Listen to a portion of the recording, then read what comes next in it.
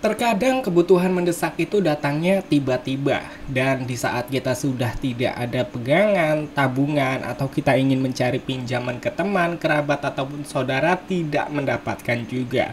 Sehingga kita mencari opsi yaitu aplikasi pinjaman online. Tetapi setiap kita mengajukan atau baru aja ingin mengajukan pinjaman di aplikasi pinjaman online selalu ditolak. Tetapi kalian harus mengetahui mengapa pinjaman kalian selalu ditolak dan tidak pernah di-ACC.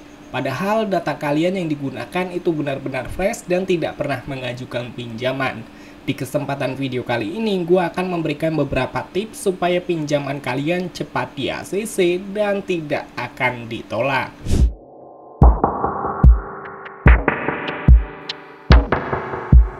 Terkadang pinjol selalu ditolak, itu kita selalu berpikir-pikir, kenapa pinjaman kita itu selalu ditolak, padahal data yang kita gunakan fresh dan belum pernah melakukan gagal bayar atau melakukan pinjaman dimanapun, tetapi tetap aja ditolak. Nah, di sini kita akan membahas bersama-sama mengapa pinjaman kita ditolak dan kita akan memberikan tips serta trik gimana cara pinjaman kita cepat di-ACC-nya.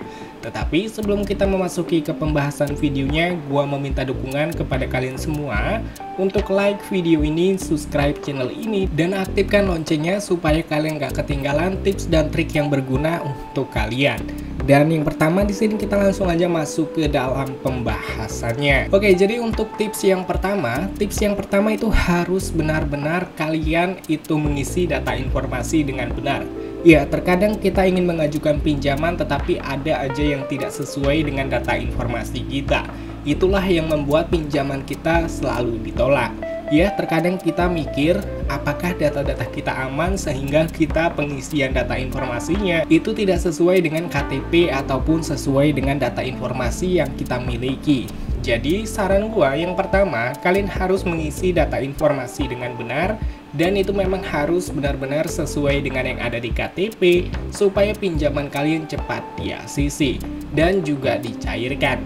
Dan yang kedua, untuk pinjaman kalian itu kenapa sering ditolak? Biasanya kalian mengisi data informasi seperti kontak darurat itu tidak benar. Ya, jadi terkadang kontak darurat itu penting nggak penting. Kenapa? Karena kalau misalkan kita menggunakan kontak darurat yang mungkin kita tidak tahu nomornya itu aktif atau tidak, itu bisa menjadi alasan kenapa pinjaman kita ditolak, teman-teman.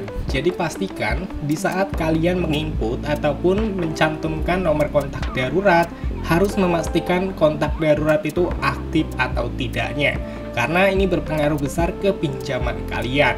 Dan untuk yang selanjutnya yaitu pada bagian rekening bank pencairan. Jadi ini berpengaruh besar kenapa pinjaman kita ditolak. Biasanya ketika kita mengajukan pinjaman di aplikasi pinjaman online dan kita hanya memiliki KTP tetapi tidak memiliki rekening bank, itu bisa menjadi masalah besar. Kenapa? Di saat kita mengajukan pinjaman dan mencantumkan nama rekening tidak sesuai dengan KTP yang kita gunakan sebagai pengajuan pinjaman, maka pinjaman kita otomatis ditolak.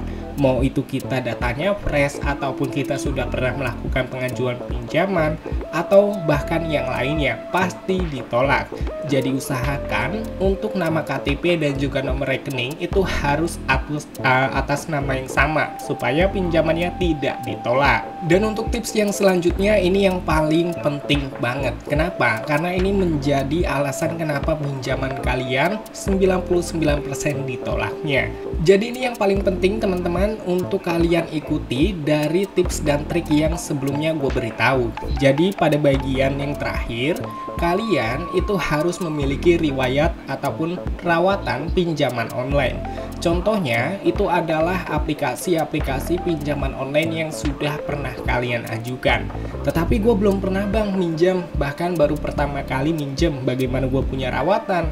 Nah, kalian simak, nanti kita akan bahas ulasannya di akhir. Kita akan jelaskan dulu yang bagian sini. Untuk rawatan, itu benar-benar harus kita rawat pinjaman online yang sudah kita gunakan sebelumnya. Contoh, kita sudah memiliki rawatan EasyCash ataupun aplikasi lainnya, maka kita pinjaman dimanapun, di aplikasi apapun, tetap di ACC. Intinya, kita tidak pernah memiliki riwayat buruk atau melakukan gagal bayar. Jadi contohnya rawatan itu, buat kalian yang belum tahu, rawatan itu adalah aplikasi pinjaman online yang benar-benar kita rawat teman-teman, atau kita gunakan setiap kita memiliki kebutuhan mendesak dan tidak pernah melakukan telat bayar ataupun gagal bayar. Nah, jadi buat kalian yang pertama kali ataupun benar-benar datanya fresh, belum pernah mengajukan pinjaman sama sekali, gue menyarankan kalian untuk mengajukan pinjaman di aplikasi Ada Kami ataupun EasyCash. Karena biasanya pengguna-pengguna pertama ataupun orang-orang yang baru pertama kali mengajukan pinjaman di aplikasi Ada Kami, EasyCash ataupun Aku Laku itu cepat di ACC-nya. Nah, setelah kalian sudah memiliki 3 pinjaman ini ataupun salah satu dari 3 aplikasi ini, kalian bisa rawat terlebih dahulu, ajukan pinjaman dan melakukan pembayaran tepat waktu, maka kalian bisa mengajukan pinjaman di aplikasi pinjaman online lainnya. Nah, di sini juga ada resikonya teman-teman. Ketika kita melakukan telat bayar, dalam 1 kali itu memang tidak ada resiko apapun. Tetapi 2 kali 3 kali, maka pinjaman kita akan ditolak nantinya karena kita memiliki riwayat yang buruk, yaitu telat bayar. Jadi pastikan kalian harus merawat pinjaman kalian sampai benar-benar tidak ada riwayat seperti gagal bayar ataupun telat bayar. Nah, jadi itu dia teman-teman tips dan trik supaya pinjaman kalian cepat di ACC-nya. Pinjol selalu ditolak, kalian ikuti tips dan trik yang ada di video kali ini supaya pinjaman kalian cepat dicairkannya. Dan untuk videonya mungkin cukup sampai di sini aja. Semoga video pada kesempatan kali ini dapat bermanfaat dan juga bisa berguna buat kalian semua. Sampai ketemu lagi di video selanjutnya. See you next time.